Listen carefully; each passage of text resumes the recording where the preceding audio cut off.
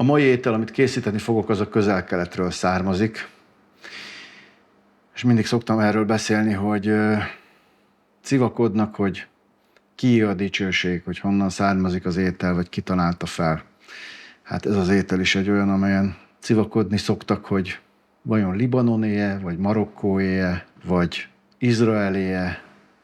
Az egész Közel-Keleten ismert és szeretett étel, és mindegyik kultúrában kapcsolnak hozzá történeteket és legendákat, és bárcsak mindig ezen veszekednének, hogy vajon kié a humusz.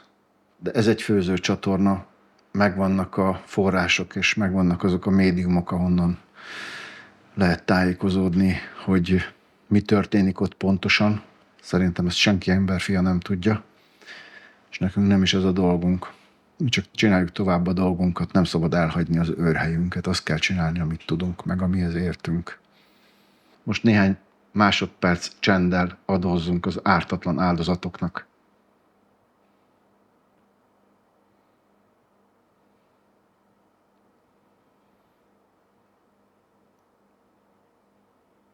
Na jó, hát jól kezdődik ez a buli is. Kicsit még a tenyerem is beleizzadt. Na, megmosom a kezemet, aztán készítek egy humuszt, de nem akármilyet. Ezt a legendás ételt, ami a Közel-Keletről származik, október lévén, és jön a Halloween, meg jön a tök, meg minden benéz az ablakon. Én most fel fogom ütni egy jó kis sütőtökkel. Úgyhogy pumpkin hummus a mai fogás. Na, kezet mosok.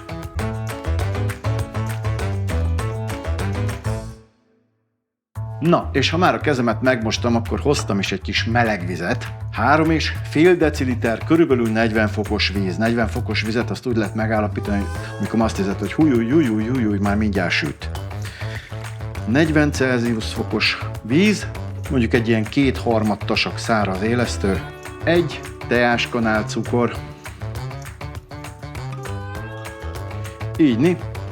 Aki tudja, mi az a humusz, meg aki evett már, sőt, már esetleg készített is, az most csodálkozik, hogy mit csinálok. Hát ez nem a humuszhoz lesz, de a humuszt valamivel tunkolni is kell. Úgyhogy egy pitát is pattintok mellé, melléktermékként. 40 Celsius fokos víz, 1 teáskanál száraz élesztő, 1 teáskanál cukor. Jól összekeverjük, és félretesszük. És jöhet a tök. A tököt borzalmasan egyszerűen kettévágom, és mielőtt teljesen sárgára festeném a jó kis kedvenc vágódeszkámat, aláteszek egy ilyen műanyaglapot. A felső kamerában egyből kontrasztosan is néz ki, ilyen nagyon dizájnosan, de egyáltalán nem ez a cél, hanem az, hogy ne fessek sárgára mindent. Evőkanál, kiszedem a magját. A tököt miután megszabadítottam a magjától, egyből bele is rakom egy tepsibe, amit előzőleg kibéleltem egy kis papírral, és jöhet a fűszerezés. Elsősorban pattintok rá egy kis sót, pattintok rá egy kis frissen őrölt borsot.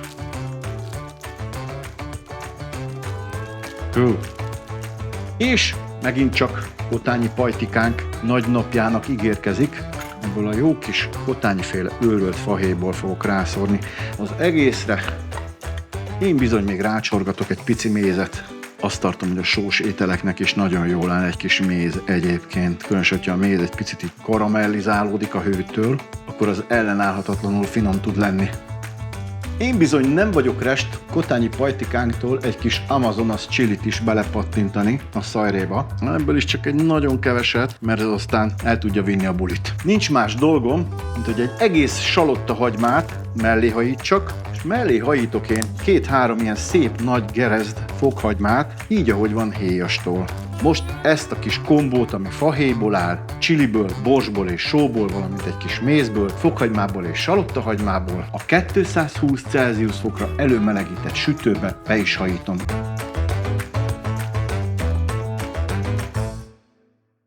Na, hát a pitával olyan nagyon-nagyon sok mindent nem kell csinálni. Össze kell állítani a tésztát, ami nem áll másból, mint 500 g lisztből, míg hozzáhajítok egy teáskanál sót is. Bele is kavarom a lisztbe, eltüntetem benne a só és az élesztő, azok nem valami nagy haverok, nem jó őket összeengedni. Mehet bele felfuttatott élesztő. A gépben benne van a dagasztóhorog. És először csak alacsony fordulaton, aztán mikor szépen lassan kezd összeállni a tészta, egy kicsit magasabb fordulaton, szépen összedolgozom, illetve nem én, hanem az okos kis gép.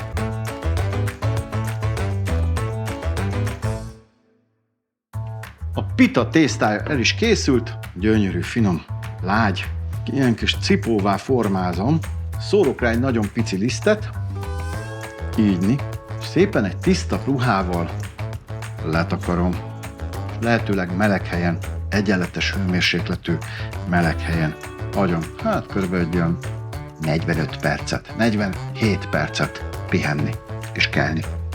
A tök egész pontosan 45 perc alatt ezt produkálta. Szerintem ez egy igen szép teljesítmény. A villa szinte ellenállás nélkül beleszalad. Nagyon klassz. Az illata, az... ezt hagyjatok, nem tudom megfogalmazni. Nem kis bátorságról tanúbizonyságot téve, belementettem a tököt a turmicépbe. Jöhet a többi szajré. Ugye bárha emlékeztek, tettem én ide be fokhagymát is, sőt, tettem én ide egy jó kis salottahagymát is. Ezt most mint egy ilyen fogkrémes tuvust kinyomom bele a szajréba. Így inni, és ugyanilyen módon fogok eljárni a fokhagymával is. Így, finom, édes, fanyar, sült fokhagyma. Jöhet a csicseri borsó, ugye, ami az egésznek a lelke. Hát ezt egy ilyen konzerv csicseri borsóval csinálom. Nyersel is lehet vele otthon bénázni, amíg az ember megpárolja vagy megfőzi. Én nem bénázok vele. A csicseri borsó mellett a másik emblematikus hozzávalója a humusznak a tahini. Én ebből ide kimenekítettem, hát körülbelül, amit látjátok, egy ilyen evőkanálnyit. Tahini az nem más, mint szezámmagkrém. És ha már szezámmagnál tartunk, akkor kottányi pajtikánktól egy kis szezámolajat is belecsorgatok. De mivel, hogy ez nem csak egy sima humusz, hanem tökös humusz, ezért aztán szintén kottányi pajtikánktól egy kis tökmagolajat is bele locsintok. Micsoda haragos zöld színe van. Jó, gyerekek. Nagyon jó lesz.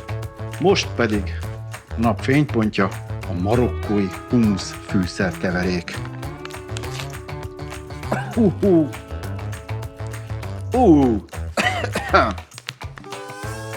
Hogy feltéptem a szatyrot, egyből jött az illata. Úristen, gyerekek! Római kömény, na meg is nézem, mit mondom benne. Aha, római kömény első helyen, koriander, fokhagyma, bors, vöröshagyma, citrom és cayennebors.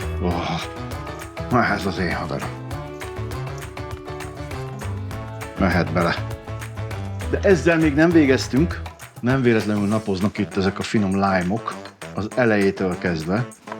Úgyhogy én bizony egy lime-ot is belefacsarok. Nagyon perverz lesz. Mehet rá a fedő, és az egész szajré mehet fel a gépre. Valójában kész vagyunk. Ha van türelmünk hozzá, akkor hagyni kell kihűlni. Egyébként már most így is neki lehet esni. Az illata az fenomenális.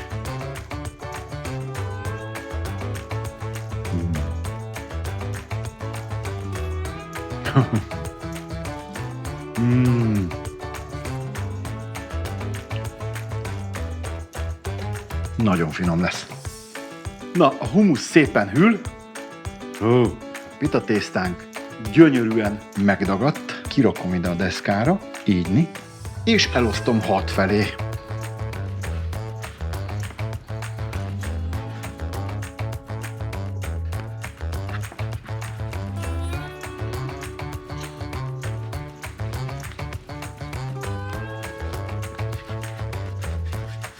Elkészültek a kis gombócok, most pedig fogok egyet, és ilyen korongá nyújtom. Szinte a saját súlyától alakul ki ez a kis korongforma. már ide tettem egy serpenyőt, ami időközben szépen felmelegedett, mehet rá egy nagyon pici olaj, éppen csak egy néhány csepp, és jöhet rá a lepénykénk. Így víztermet, és fedő, és ettől gyönyörű szépen meg fog emelkedni, és szép, habos, könnyű, hólyagos és ropogós lesz. Nagyon jó lesz.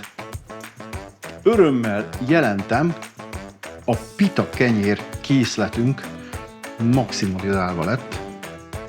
2 apróság van hátra, az egyik az, hogy Kotányi Pajtikánktól egy kis tökmagot, igazi tökmagot belehajítok ugyanebbe a serpenyőbe.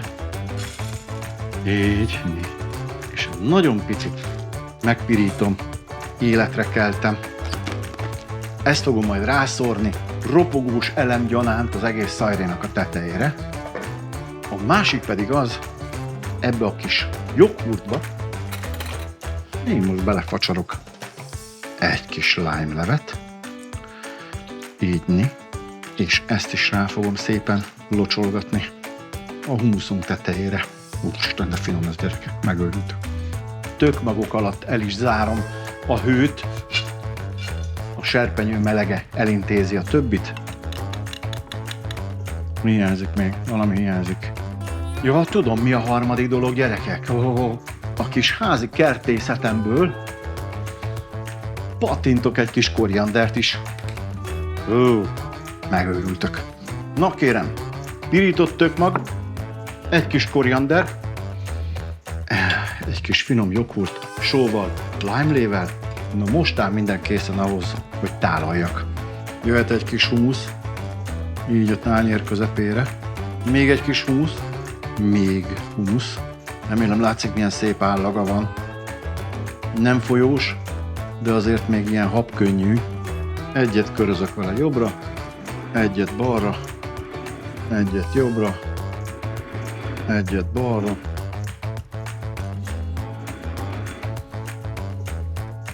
Az a jó, hogyha ilyen kis árkok, kicsit ilyen, mint a hold felszíne, ilyen kis járatok, kis kanyonok vannak benne. És most mehet rá a sós, lájmos joghurt, jöhet rá a finom tökmagolaj, egy kis pirított és vágott tökmag, a koriander, és egyszer élünk, én adok még neki egy lime fröccsöt is. Azt az egyet be kell látnunk, hogy Isten ilyen jól néz ki. Dekoratíve. Mások milyen az íze.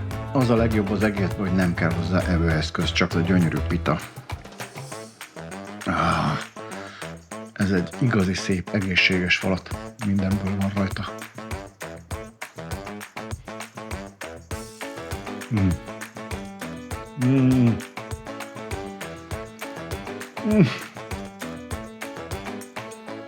Sorra beköszönnek az ízek, a lime savanykás lövése, ilyen savas lövése, a joghurt, imitt egy-egy roppanós elem, a tökmagolajnak ez a fanyar, jellegzetes, semmihez sem hasonlítható, ilyen sötét éjszaka íze. A tök valahogy érdekes, olyan távolból jelentkezik, a fahéj is csak távolból. Ha nem mondanák, hogy az van benne, akkor nem tudnám megmondani, hogy mitől olyan aromás, olyan illatos az egész. Nem tudjátok elrontani. Készítsétek el, főzzetek, kajáljatok. És azt kívánom mindenkinek, hogy éljetek békességben. Puszillak benneteket, jövő pénteken találkozunk.